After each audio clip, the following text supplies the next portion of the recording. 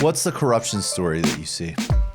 Well, why was this contract even given? I mean, forget about who is on the board of Acronym, the investor company. Like, they distanced themselves from Shadow, but Shadow is, was picked for this because Acronym invested in it. Acronym is this, weird nonprofit. It's got David Plouffe, among others, on the board. I mean, anybody who wants to advance through the ranks of Democratic politics is going to want to kiss up to David Plouffe. Let's be honest. It doesn't matter what he knew about this or not. And no, I don't believe him, because he went and worked for Uber, one of the most dishonest startup companies in existence.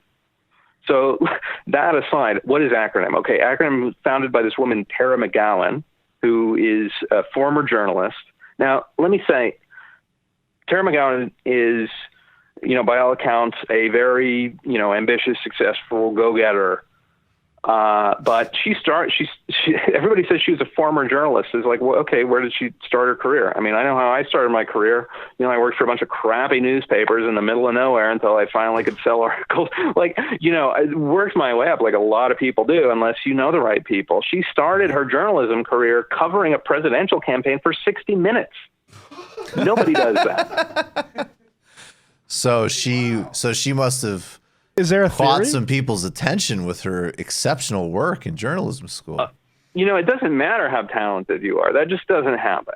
Right, of course. So, of course. I don't know, I don't know. I just wonder who her family knows. Her husband is, married to this strategist for the Buttigieg campaign. And a lot of people, what's the corruption?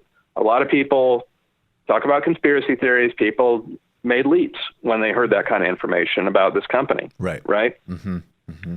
They rigged it. It's not strategic to make leaps. Yes.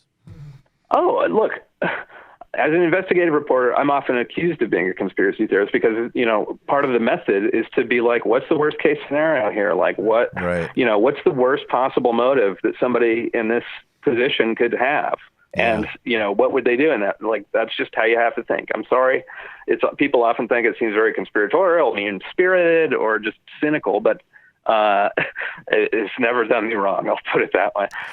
Anyway, so people made the leap that because there are these sort of nepotistic-looking connections to different campaigns, none of which were Sanders' campaign, that this was some kind of inside Democratic Party hacking op or something. There's no evidence for that yet, but I understand why people are asking the question. However, I don't think it's that surprising that a company that is pitching itself as a solution for, mainly Democrats who are concerned about computer security and digital modernization and kissing up to David Plouffe and whatever else would be, affiliated with, socialized with other Democrats. Like, I just don't think that's very indicative. Social network. It's networking. And what are we talking about when we talk about that kind of networking? I mean, we're talking about corruption, are we not? I mean, why was this project, again, who put this out to bid? Like, was it put out to bid? How did this happen? How are the companies, if there were bids, like, how are they informed about the opportunity to even apply for this? I want to play but even this more clip. fundamentally, who decided that it has to be an app to begin with? Like, why is this a priority? Because there's money to spend. The consultants need projects to hire their friends to do.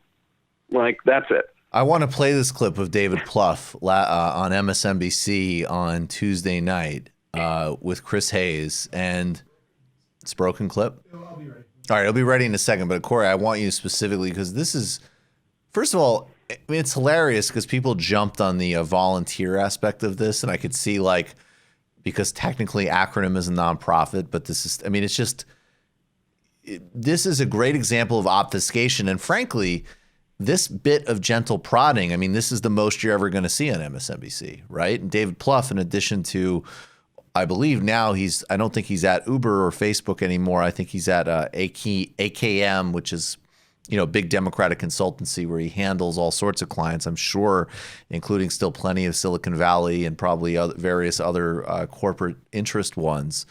He's also a fixture at MSNBC, and frankly, one of the few Democrats. It's like MSNBC is like, fine, we can have a Democrat as long as it's an Uber Democrat. But here is Chris Hayes, and this is very gentle Check out David Pluff's response.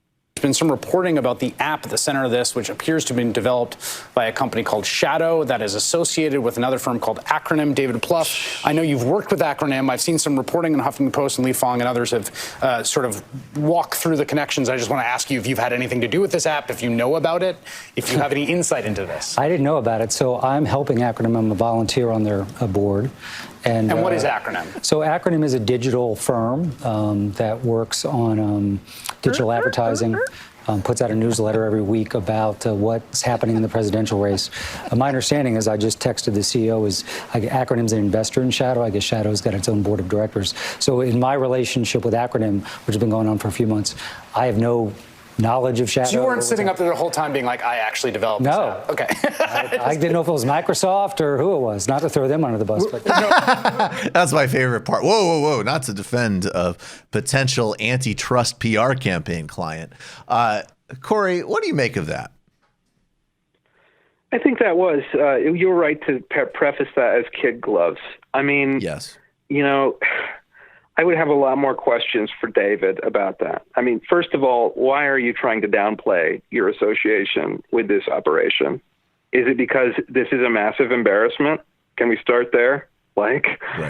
This is a massive embarrassment. And not only that, I mean, please, can we get the UN involved here or something? Like, who can trust the Iowa Democrats as of like 40 minutes ago, or like right when you were going on air, are still putting out final corrected quality controlled results that people are finding errors in? I mean, this is unacceptable. So back to you, David. What do you have to say about that? Chris was really nice to his guests. I mean, that's a good reason to go on a show. Well, yeah, and I think that, again, that's also why I'll never have that job. Right. I mean, this is the structural constraints.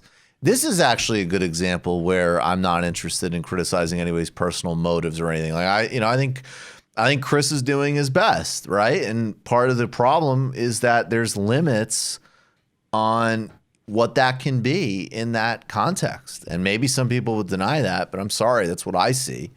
I don't think. Well, it's a reality of how the media works. I mean, but I didn't do this to talk bad about Chris. I mean, it's good that even asked. No, I mean, at least now David Pluff's on the record about that, and I don't know that anybody else was going to take the opportunity. I don't think anybody else has asked him about it. I'm sure no one else is asking about it. Yeah, I mean, exactly. So credit to him for asking. However, there are a lot more questions to be answered here, and people need to step up now that Chris has shown that it can be done. His peers at his level, with access, need to be asking more questions about this. And beginning with what I said, but also, I mean, volunteer. So you're a volunteer board member for a nonprofit that is trying to modernize and digitize and do something at a strategic level for the Democratic Party. What do you get out of this? What's in it for you? I mean, that's a question, right? I would like to. I don't know what's in it for David Pluff. I mean, presumably, this portfolio of political technology companies they were assembling has some objective to it. I mean, there must be some investment strategy, some reason they're investing in Shadow and not some other app built by people that apparently have no idea what they're doing. I mean, that's where I would begin a line of inquiry with David Pluff and anybody else associated with this operation. I think that this episode, as much as people are worried that it is going to blunt Bernie Sanders' momentum, is good for him and Elizabeth Warren, for that matter, because they were the two candidates talking about corruption. And this is to the extent to which they can capitalize on this depends on their willingness to describe this as a sign of corruption in the Democratic Party. I do think, I actually made that point on the Hill that I thought this was a walking demonstration of what Bernie Sanders is talking about. I mean, of course I can't, I'm going to go Bernie, and I think I think the Warren description of corruption is frankly just so limited that it would go to the, well, maybe there should be better rules and procedures for how we do this, but we're still going to do this. And I think she doesn't link her corruption policies or whatever her stance to capitalism in any way. And that's really the key word, in any way, because look, Bernie Sanders is not going to run across the country and say, I'm a Maoist, what some people seem to want online. But I do think. Yeah, I mean, I get that there's some fantasy stuff going on, but I do think that the reality is that what actually resonates with people, terminology aside, is, look, it's not that complicated. There's a fundamental rot here. You see it in every major institution in this society, and I've got a critique of it that is like a blunt instrument. It's not a, well, you know, gee golly, there's a problem with lobbying. So here's what we're going to do. Lobbyists are going to register on an app. You know, like that's the Warren thing. And I just, you know, again, I mean, partially, I mean, I haven't had time for it to begin with, but especially now, I'll just say again, I think anybody of good faith, including people who are, you know, much more to the right, maybe more, you know, kind of cautious in policy portfolio, who are drawn to Warren, if you still have a sense, though, that this stuff is really unacceptable and you really want to actually do something about it, and for that matter, certainly if you're in the sort of, you know, Gabbard or Yang contingent, you just have this sort of outsider viewpoint.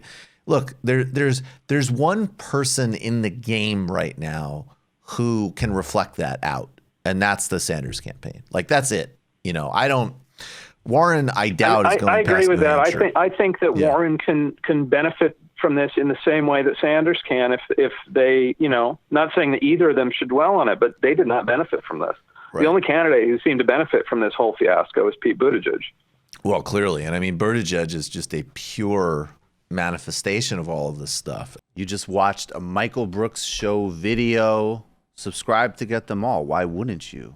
Don't be foolish. Click subscribe below and become a patron as well.